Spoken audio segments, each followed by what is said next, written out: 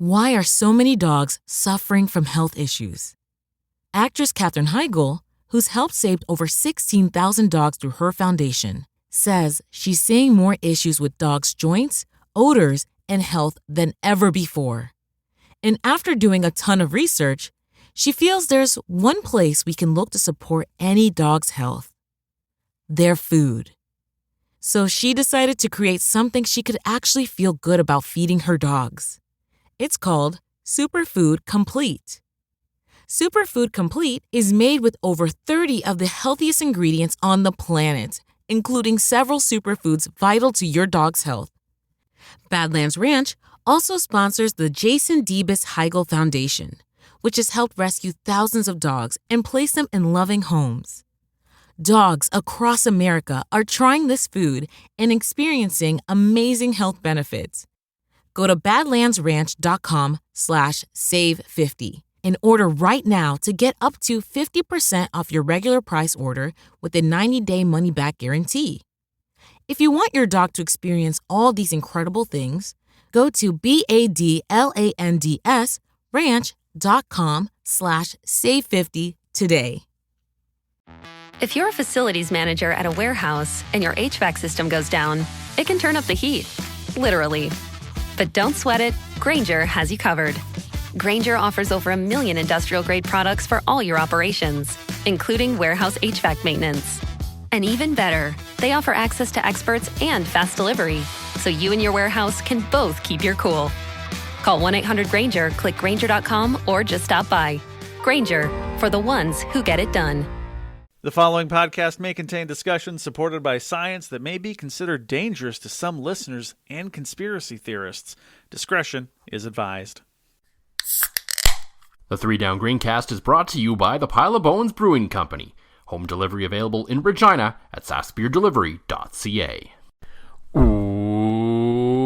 Welcome to the 3 Down Greencast. You are listening to the internet's well, we forgot to talk about this last week podcast because we are distracted by Excel.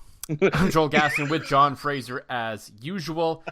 Plenty to get to today as, of course, allegedly the Riders won at Edmonton. I would say more so the Elks lost that game based on the way they finished it out, so to speak, in the fourth quarter. So we're going to talk a bit about that. We're going to talk about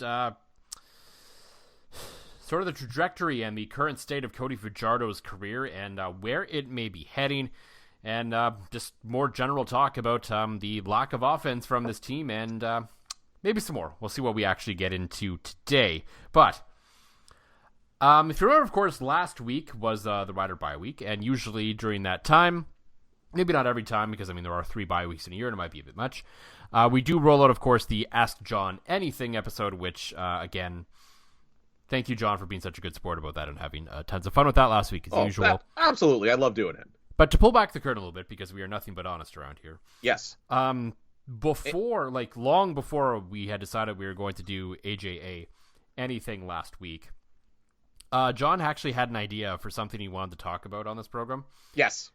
And it was going to be our open last week until, of course, we discovered professional Excel spreadsheets. And so, of course, we had to talk about that. John's other love after his family, football, and undercoating.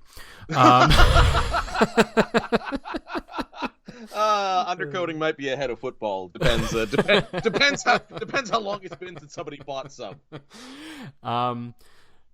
So yeah, apparently John has this story of there are people who are using his parking lot for purposes that are not purchasing vehicles.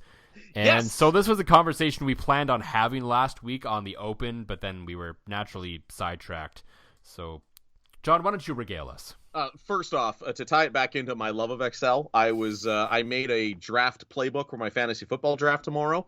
And one of my buddies at work looked at me. He's like, "Of course you did it in Excel." So yes, you can see why I'd be distracted. But the tale I must regale you in. So, as I often do during a slow part during the day, I like to visit with people. Ask anybody that ever watched me at a Rider training camp. It's kind of my thing. So I'm hanging out with our marketing guy. Except at work, you actually, do work. Yeah, true. Yeah. No, I actually do some work around the dealership. But when I don't have work to do, usually hanging out, and our marketing guy, Justin, and I are hanging out, and he gets a notification on Instagram that En's Toyota has been tagged in a photo. And normally it's straight to the stories. It's like, hey, check out my cool custom Tacoma. Here's my car doing something awesome.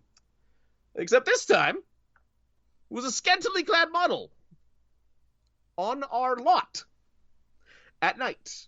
Didn't tell anybody. Didn't really let anybody know until she tagged, I want to get a like from @En's Toyota as she's posing in a barely there bikini beside one of our pre-owned cars.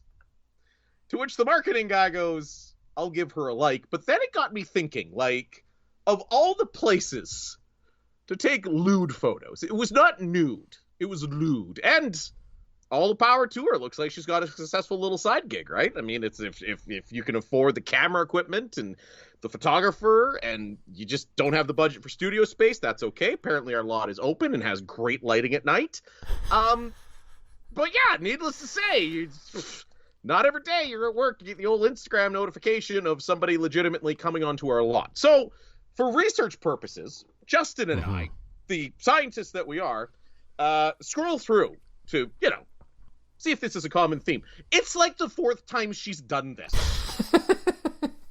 It's like, hey, I remember, we just sold that Lexus. So if anybody's bought a pre-owned car from us recently, and it's got bub cheek prints on it, although my curling ass has managed to stick around this summer, I can assure you it is not me. But it may be this nude model that likes to frequent our parking lot after hours. Oh, wow, that made her sound way worse than it is. You really did. You took that down a path that it didn't really need to go because... I didn't need to. Like, all the power to her. It's awesome. It's great. It's just not something you expect to see while you're hanging out with the marketing guy at work. To see old Hootsuite be like, hey, you've been tagged. Here's an ass. I mean, sometimes maybe, but not like that, though. Not like an actual legitimate photograph. No, yeah, because normally it's like, the spam bots you get on Instagram that are like, oh, baby, come here, 18 plus only, click this link and give me your credit card information, that somehow people fall for. No, it's rare that you're like, put a lot of thought into this. Yeah. I guess. But what I don't understand is why you wouldn't maybe talk to someone, not necessarily for permission, because I know, like, most car dealership lots are just open at night so people can look at cars, right? So, like, at well night lit. And during the week and well lit and, all that when you're not open, that's why nothing's blocked off, because, like, hey, still come browse and see what we got, right? That's the point. Right. Which I get that. So I don't think anyone's going to be like, no, you can't do this, but I don't know, it just seems like if I'm trying to be an influencer online, which I assume is what she's doing, isn't there, like, a business opportunity here, maybe, if you reached out? I don't know, like, they're not going to give you a car or anything, I assume, but maybe there's something that could be worked out. She's less influencer and more the site you go to give people money if you like the way their booty looks.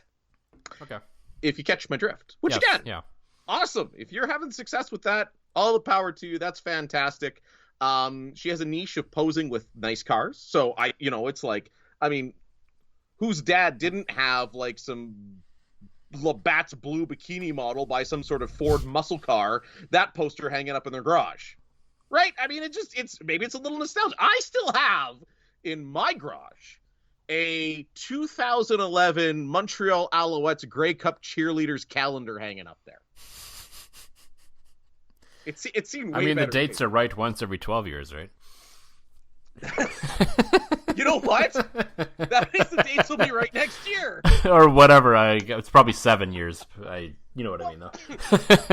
And speaking of attractive, sometimes scantily clad women, the thing that's always bothered me with those cheerleader calendars, I love them. They're a great fundraiser for the teams. If you ever go to a Grey Cup, cheerleaders are out there posing for pictures, selling their calendar. It's a cool collectible. Like, it's not like you're getting... The curlers have theirs, too, with the men and the women. Right, exactly. So it's not like you're opening this up and getting the kind of material you have to pay for bikini models behind the paywall. They're nice and it all as well. They have really weird dates in them. I've never gotten one that's just like January to December. It's like November to October. it's not even like football season, because these are sold at the end of football season. It's like Grey Cup to Grey Cup, and it is the strangest thing. There's such an impractical calendar, but we all buy them because they're cool. Lousy Smarch weather. Got to get the calendars reprinted. Well, now I've come up with an idea. We need a series of photographs of John posing with just hideously old cars. Oh. Just broken down piles of junk. Yeah. And not in like an artsy way, like legitimately, here's like a Pontiac Aztec and John or something. Right. And I got to wear like the Adidas sweatsuit while I do it, possibly be smoking a dart. Mm-hmm. I feel like that would really get, or like let the chest hair fly, that I'm a hairy dude, get some gold chains and just be like, you want to buy it? It runs on kerosene. Just shift to H. Yeah, I think we're onto something. See, we could make a 3-down Greencast calendar. We got dogs, so there's the cute factor. Mm-hmm. I got kids, there's the cute factor, and it could just be me in varying states of undress, or, the varying states of undress calendar for John. They would pay people. The option would be to pay to put them away. Right. It's like pay us, or these are going to be unleashed on the world. But it would be hilarious because it would be like, oh, look, it's Mo. Oh, look, it's Barkley. Oh, there's John in a sweater. That's not a sweater. We've kind of ruined it by telling people. But it'd be great if you the calendar or whatever gets released as like dogs of the 3 Down Nation dog calendar or something. Right. And then just surprise one month, there's John. In my tarps off glory, chugging a just enjoying a pile of bones while I'm tarps off in the middle of summer. Mm-hmm. With shorty shorts. Yeah. All right, we've now terrified all of our listeners. Yep, all 3 of them. Most of the tarps, I believe, stayed on over the weekend for the riders. Well done. At least from the fans. I assume in Edmonton we didn't see any shots of tarps off, which is usually guaranteed a way to get yourself on TV. We had tarps off at the Hilltops game on Sunday. Yeah. Well, I heard it was very hot, so.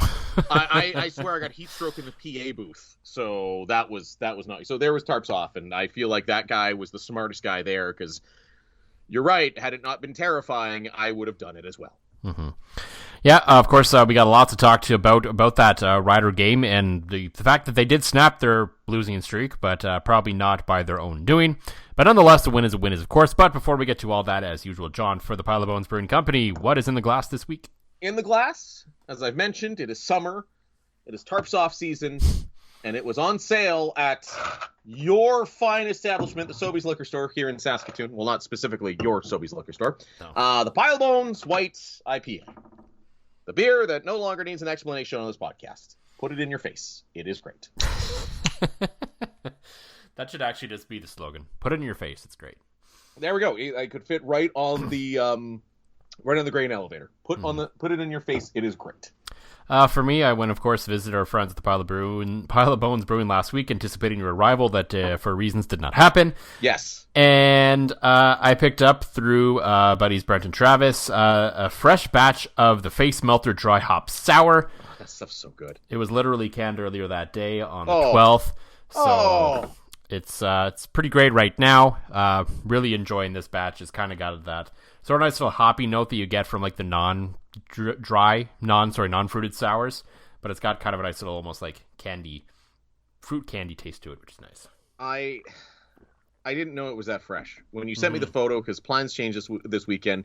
Couldn't make it down to Regina to see you and your lovely wife, but I didn't know it was that fresh. And now I'm already sad that we couldn't make it, and now my heart is shattered. Like Ralph in that episode, the Choo Choo Choose You episode, it's just gone. Like you literally, if we had webcams on, you would see, as you said, it was literally canned that morning. You could see the moment my heart broke. Mm-hmm. You could probably see the moment Cody Fajardo has been breaking lately. Oh God, yeah. It's been a rough go for the team's number one quarterback. Yeah, and I would argue almost to no fault of his own. And I know, like, there are a section of people who are all over Cody, like they are all over every quarterback in this market. Well, a little less so for Cody for reasons that we won't get into. No, but there are still a lot of people, as I listen to the post-game shows occasionally, and there's still people ragging on Cody all the time. Right. So, like, this is not this. I think Cody's a very capable quarterback. He's very capable of being very good, but when you consider the last 2 seasons and everything he's been through, you're starting to see cracks. Yes. And it's hard to blame him when, okay, there are the times he's legitimately not getting any time. And that's always a concern, and we will get into, we've talked ad nauseum about this offensive line and the issues that they have faced and the issues they will probably continue to face, because I don't know if there's really a fix. Like, even if they insert Jamal Campbell into the lineup this week, which they should, does that fix it overnight? I don't know. Probably not. Dan Clark returning along with that, maybe they can get to some sense of, at least averageness by the end of the season with those changes. Maybe it works out, maybe it doesn't. I don't know, but they have to try something at this point, because the starting point is just not good. No, and let's even go back to when Dan Clark was healthy. Yeah. They weren't. They weren't this bad. They weren't this bad. No. They were okay. They were average, and that's really all they needed to be. They needed to go from bad to average, and that's what they were doing up until the Dan Clark injury, which is why I first hit the panic button on this team. Mm-hmm. And so, while the offensive line has struggled, and that's played a big part in Cody's, sort of regression at times, which, I mean, to be fair, everyone knew should have happened after his 2019 Sprinkles of Jesus season. Everything went too well that year for it to continue to go that well going forward, but I don't think any of us really expected it to go this sort of south this quickly. Yeah. And my concern is not so much in Cody Fajardo's abilities, not so much in Cody Fajardo as a person, not so much in Cody Fajardo as a leader, but just in what he's been through. Yeah. And, I've used the example in my piece after the game. And, of course, I think Cody Fajardo is overall a better quarterback than Drew Willie ever was, even before Drew Willie started to see the ghosts in Winnipeg. But you're seeing a lot of it. And I think for the first time, really, in that game against Edmonton, you really started to see sort of the effects of all of this playing on him psychologically. We've seen the physical effects. Like, his knee is not going to be good till next season. Like, 100% good till next season. No. But there were times, there was the obvious times where the protection broke down and he had to scramble for his life and try to make something out of nothing. Fine, that happens. That is what that is at this point. Right, that's football. There were times where it looked like he had maybe a second or two more than he thought he had. Or maybe even 3. There were times where you could see, okay, it looks like he might have some help on this play, and then he would start running early, or he would try to step up in the pocket or do something that he didn't necessarily have to do in that moment. Yeah. Because he, and quite understandably, did not trust the protection in my mind. Of course, I'm not in his head. I don't know for sure, but it certainly looked that way watching it from sort of an outsider perspective. And that is probably the most worrisome part of this to me is, okay, if this is starting to get into his head now, that when it does work for a second, that it's still hurting the team, that is concerning. Yeah, that's, big concern. The one thing that I think proves just what an absolute dumpster fire of a line the Riders have right now. Look at the number of times that the Elks got through with 3-man pressure that game. It was pretty much all night. I believe Jones didn't actually blitz until late in the fourth quarter, and then Cody actually burned him on it. But which is of course, like, we're sitting here talking about how he hasn't been great and stuff, and all of a sudden, but minus the one time where he absolutely. Which, I mean, as a sidebar to that point, I get tendency breakers and all that, and I believe Calgary did the same thing to Nathan Work with obviously much less success all day, but Nathan also burned Calgary with their one blitz late in the game as well. So I get tendency breakers and trying to catch them off guard, but if the 3-man rush and dropping everyone else is working, why get away from that? I don't understand. It is completely mind-blowing to me, especially in the Chris, I get maybe trying to keep Nathan Rourke guessing, but in the case of Cody Fajardo, there was absolutely no reason for Chris Jones to blitz once in that game, and then he did and didn't work. So. No, and you're absolutely right. And the Drew Willie comparison is a very good one. Drew Willie was behind some terrible offensive lines in Winnipeg. Like, Drew Willie, legitimately, if you go back, he was legitimately looking like a CFL caliber starting quarterback, right? And then when he came here in 2012, it was very early in training camp. I remember, a few of us were chatting around. This is when they were in Regina that year. Yeah. At the U of R campus in that grass field, that fake grass field that sheds like crazy. I don't know if it's still there or still does, but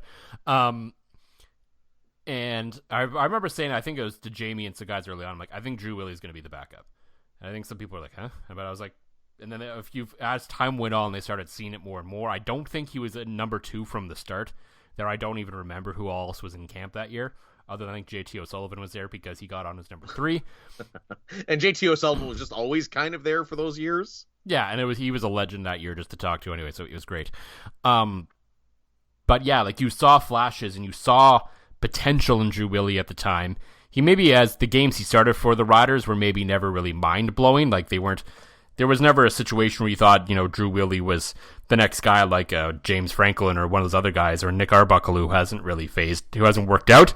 But yeah, he certainly hasn't. But Drew Willie always certainly looked more than serviceable or pretty good in Saskatchewan. You thought maybe this guy had a bit of a potential future, and then, of course, we all know what happened in Winnipeg. Yeah, played behind a terrible offensive line and got spooked. And that's this...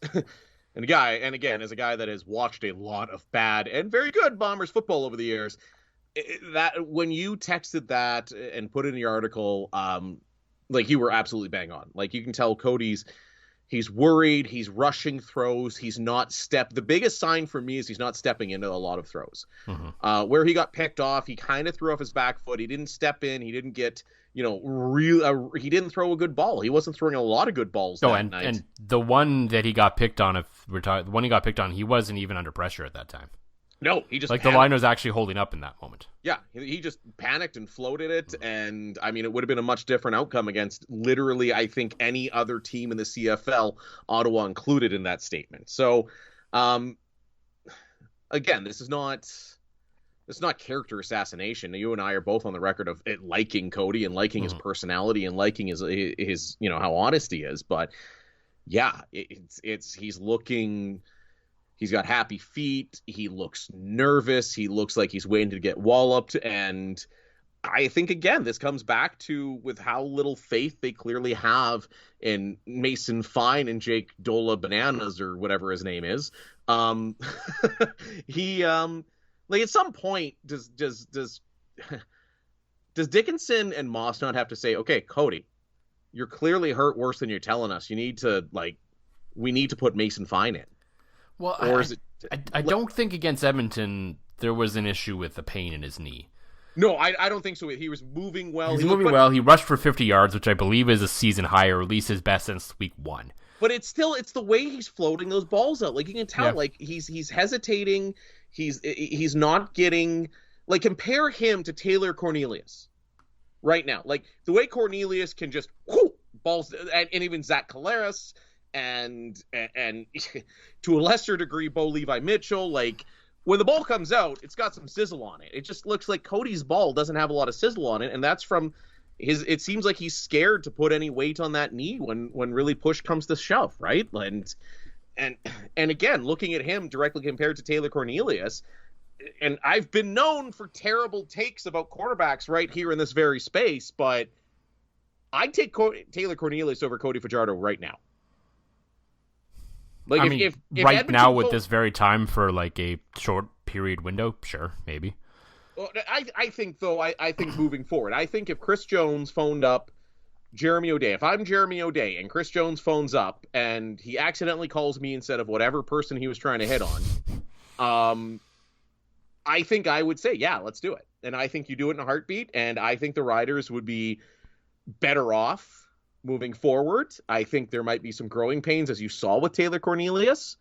But, and I say this as a fan of Cody's, I think Cornelius is a better quarterback right now and moving forward for this team. I mean, we like Cody, and I hate calling him out, but outside of the 3 Ottawa quarterbacks, he's currently last in the year in the league in passing yards.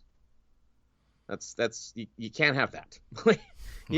You can't, with all the amount of money for Shaq Evans and Duke Williams and the emergence of Keon Schaefer-Baker and those guys, you can't have a guy that is last in the league in passing yards minus, only ahead of Nick Arbuckle, the injured Jeremiah Mazzoli, and Caleb Evans. So I hope he can be fixed, but at this point, you got to start asking the question, as this season is not going as anticipated. Although all jokes aside, after seeing all the dumb bounces they got, they're probably going 9-9, and I'm taking this straight from you, going 9-9, winning the Grey Cup this year, but out of the East Division. Mm-hmm. But I don't know.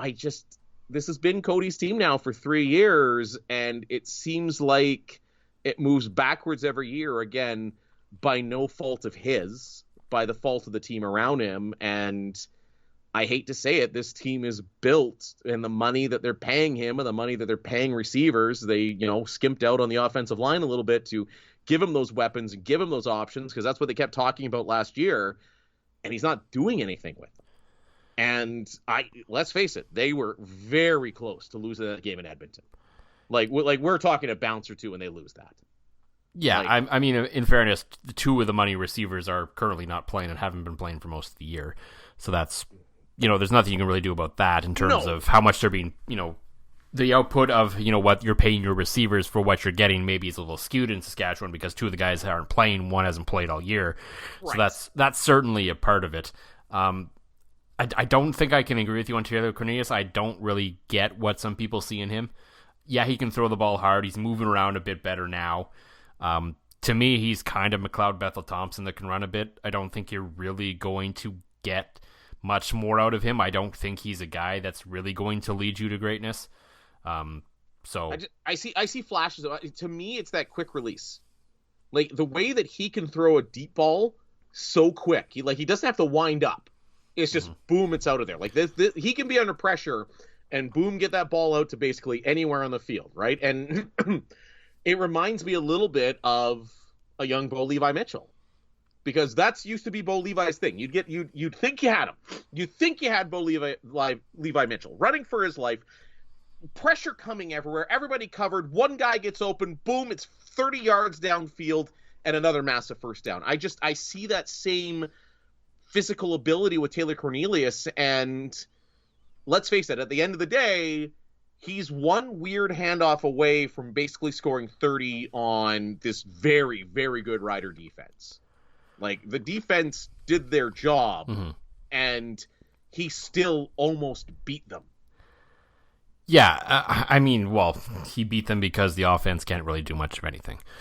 That is what was, yeah. I remember listening to our friend Jamie and I in the pregame show, and listening to, also, Jamie and I, if you're listening, I know I messaged you this. Nobody interview Keon Schaefer-Baker ever again, please.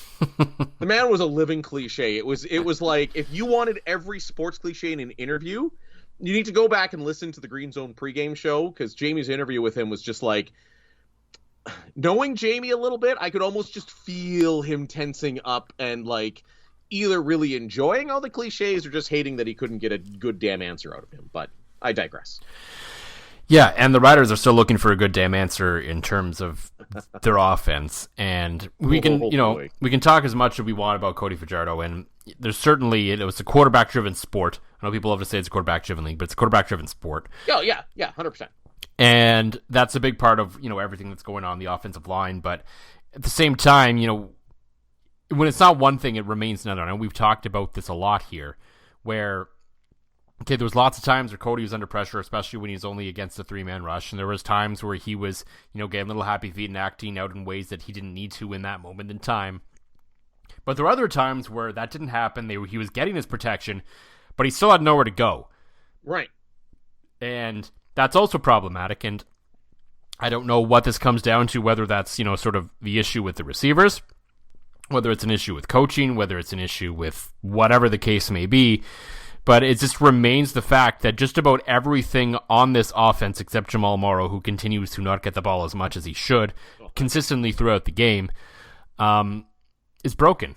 And it's hard to fix. There are times maybe they looked a little more put together against Edmonton, I guess, than we saw in the previous games. But And there's always the old saying, you sort of dig yourself out of a slump, to sort of snap out of it. So maybe it'll take a little bit of time to kind of get things back on track again. If there is a back on track for this team offensively, I'm not sure. But something has to give one way or the other. I think if you had to take one sort of positive out of the game for them offensively from that game, it was that Duke Williams appeared to be more his old self again. Oh, yeah. A couple great catches. He kind of stayed out of the nonsense. He made some great catches. And yeah, he made the catches that he was supposed to, and he made a couple of really nice plays that really bailed out his quarterback that he hadn't made in a while.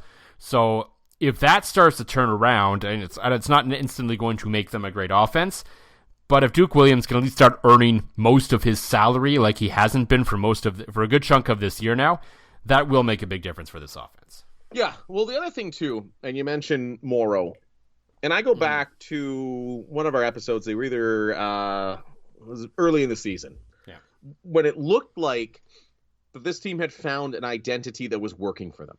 Yeah.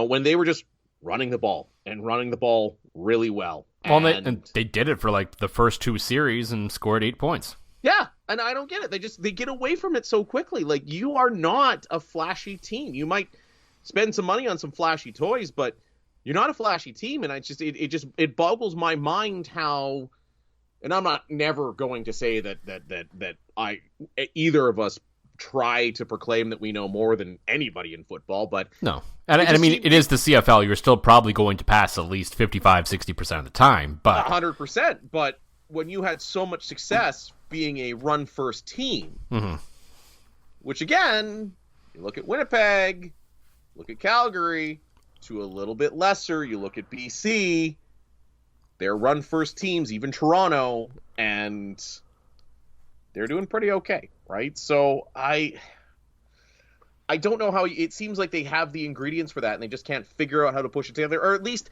play that sort of way until the aforementioned receivers are back and healthy. If you want to play whatever you planned, run and shoot and run and gun and have fun with that, like, fill your boots. But until then, go with what works. And they've gotten away from it. It's so frustrating to watch that you have the ingredients to make something great, and you just refuse to do it. And I really hope that, like, who was it? Rod's show that tweeted out that no, it wasn't Rod that said it. It was it Abumetric that said that Jason Moss was the only thing holding this team together? Yeah, I think it was something like that, yeah. That's a worse take than any take I've had in my life. I don't like calling guys out for that.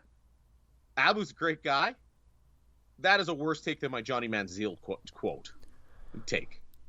Like, they're frustrating to watch, and I even say this as a non-fan, just as somebody that talks about them once a week. Yeah, and I mean, it's not all doom and gloom. I mean, it was a game that I would say Edmonton lost. They started taking penalties late, and there was the pick, and all kinds of dumb stuff started happening, and not the good kind of dumb, that essentially cost them the game. And credit to the Riders, the Elks served it up for them, and they still had to capitalize, and they did. So they get credit for that, no doubt. They took advantage of the opportunities presented to them, but had those opportunities not been presented, I would be fairly confident in saying that the Elks would have won that game. Yes. But that they remained in the game on the backs again of their defense. Right. And this continues to me, I believe, for some reason, and I don't really know why, it feels like Jason Shivers is just maybe not in the coaching circles, but like outside of Saskatchewan and sort of like the bigger talk of coaches in the CFL. It's starting to pick up a bit, but it feels like the guy is incredibly underrated as a coach. Yeah. Because, okay, yes, they have had their struggles at times. Every unit in every league of every sport does. But he finds ways to get out of it. He finds ways to make adjustments to get the most out of the players that he can in that moment. Because we saw in the first half of that game, Taylor Cornelius ran for 60 yards, and they were moving the ball fairly well, and they scored some points, and things were going well for the Elks in the first half offensively. They didn't really get much pressure on Cornelius throughout the first half, but all that changed in the second half because we know the Rider defense is built on getting pressure on the quarterback. Yes. And as soon as that started getting home, you saw it working, and it was like, okay, that game essentially flipped on a dime in a way in the second half where it's like, okay, if the offense can do anything, They should be okay and win this game now at this point, and then they didn't. They only gave up 3 earned runs essentially in the second half because they had the one field goal against on the normal drive, and then the next drive, of course, Cody threw that underthrown pick, and that was, I would say, as an unearned run, to borrow a baseball term, essentially. So the fact that they kept that to 3 was even good. So 6 points, 3 of them earned in the second half, tells me that's a spot where, there is a coach here that absolutely knows what he's doing. It absolutely can get the best out of his players and his unit, and maybe we should be talking about him more on sort of the national stage. Well, that's it. you almost have to. Saskatchewan loves the guy. We know that. You have to think he's the heir apparent. You have to at some point, because if not, he's going to go someplace. I couldn't believe how long he's been in the league. Mm-hmm. I was surprised to hear that he was with Jones back in his Toronto days. Which feels like an eternity. Well, the first time in Toronto, not the defensive consultant days. Yeah, not whatever that weird one was. Yeah, whatever that whole stitch was last year. The original, OG pre-head coach Chris Jones in Toronto. When he unceremoniously left Calgary for the same job in Toronto. Yeah. Yes, which then he unceremoniously left for Edmonton, unceremoniously left for Saskatchewan. At least there were promotions in those jobs. But nonetheless. Okay, yeah, they basically slapped him the title of everything but the popcorn vendor just to get him to do, the things he's always done and make other people pick up the slack and not get paid for it. But I digress again. And that was the one thing I always thought. I'm like, well, yeah, Shivers doesn't get the respect because he's only been around the league a couple years. Then to hear during the game, how long he's been in the league and been around the league and successful everywhere and hasn't gotten a sniff. Mm-hmm. It's maybe the guy is boring. Maybe he's got a terrible personality. I don't know. It doesn't seem that way, but the guy can clearly coach ball, whatever it is. 100%. Go get some assistant that's a raw kind of guy, because yeah, I think the Riders got to find a way to keep him, because losing him would be absolutely devastating, because he like you said, it was the adjustments, it was everything. It was, again, holding Edmonton to basically 3 points in the second half in a game you absolutely needed to win, and were absolutely not looking like you were in a position to win after the first 30 minutes of football. No, and what I particularly like about Shivers' defense is, for a guy that grew up in the CFL in the Chris Jones system, you'd expect to see him to be, a very Jones style guy, and he is. You see a lot of influence in the Chris Jones defense in terms of the way they play, but he still does things his own way as well, which I think is interesting and important as a coach. We've seen, there's been the conversation in the CFL the last year and a bit about the offense, and it was the University of Alberta head coach who said everyone runs a Mark Trestman offense, and that's why the league has kind of been in where they've at offensively. And surprise, surprise, the Canadian OC that it has nothing to do with Mark Trestman is currently running the best offense in the league right now. But anyway, I digress. Yeah. I digress. The digression episode. Yeah, but Shivers, while of course, sort of the bones of the Chris Jones defense are still there, he's not afraid to kind of do things his way. I think he's a little more bend, don't break than Chris Jones is. It's a little less flashy at times in terms of big plays, and he's not experimenting as much with guys in weird places, and he's not switching guys to the other side of the ball or anything like that. But, he's steady, he's very solid, and he clearly kind of just adapts to what's around him, which I think is a very important quality in a coach that, frankly, a lot of coaches don't have. A lot of coaches are guys that are, this is the way I coach, especially in football. This is the way I coach. This is the way we're going to play, and I'm going to find guys that fit that system. Instead, it looks like to me, Jason Shivers is sitting there and is saying, okay, these are the guys I have. What can I do? Yeah, and that's a very important distinction, and I think that's what makes a very, very good coach. Yes, no, I would absolutely agree, and I think this is the basis and the genesis of, full disclosure, your theory that I am now absolutely rolling with, because I was of the panic button, they're going to miss the playoffs. I'm now adopting your theory based strictly on Jason Shivers' ability that they're going to go 9-9. They're going to go on the road to the East in the playoffs and beat Winnipeg in the Grey Cup game at Mosaic, because why not? Because why not? Because it's the CFL, right? It's the CFL, and, like, again, they have no business winning that game against the Elks. No business. Like, none. Like, their season should have been, I was like, my hand was hovering over the imaginary panic button. I had my sickos memes ready to go. I was ready to declare, yes, I was all excited. Everybody's like, well, why are you cheering for them to lose? I'm like, more people listen to the podcast. I'm even going like, I'm looking at all this, and then they find the dumbest ways to win. Just so much dumb. Which is why they're going to be the 9-9 or 8-10 Grey Cup champions over my Winnipeg Blue Bombers. I mean, I'm not trying to Fraser curse them either. This is not a me Fraser cursing them. This is, I honestly believe the football gods want this to happen. I mean, we've talked enough about how it feels like whoever wins the East this year is probably going to win the Grey Cup, because they're going to play a 1-2-3 loss Winnipeg Blue Bombers, or it's increasingly looking like BC Lions. Yeah. And when those situations tend to arise, and you play a team that is 8-10, 9-9, whatever the case may be, 8-9-1 if you're the Ottawa Red Blacks one year, only in the CFL, and it happens often where those teams win. So yeah, I am weirdly in a spot where I think, yeah, the Riders may go 9-9. They'll cross over to the East. They'll somehow win, and they'll win the Grey Cup at home in the most bizarre and strange circumstances. Not actually, go into, I wouldn't believe in them being a good team going into 2023, but regardless, banners hang forever, and it would just be the bizarre, dumb, chaotic ending that probably this league deserves.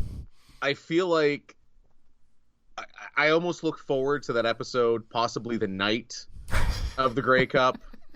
We would have to do some kind of emergency podcast or something that night. Well, I'm ideally I will be there. Ideally I will be crashing on your couch. So maybe it's a 1 a.m. after all the festivities have wrapped. Maybe Justin Dunk's there for some reason, and we just go and call it the dumbest season ever. Save on O'Reilly Brake Parts Cleaner. Get 2 cans of O'Reilly Brake Parts Cleaner for just $8. Valid in-store only at O'Reilly Auto Parts. O'Reilly Auto Parts.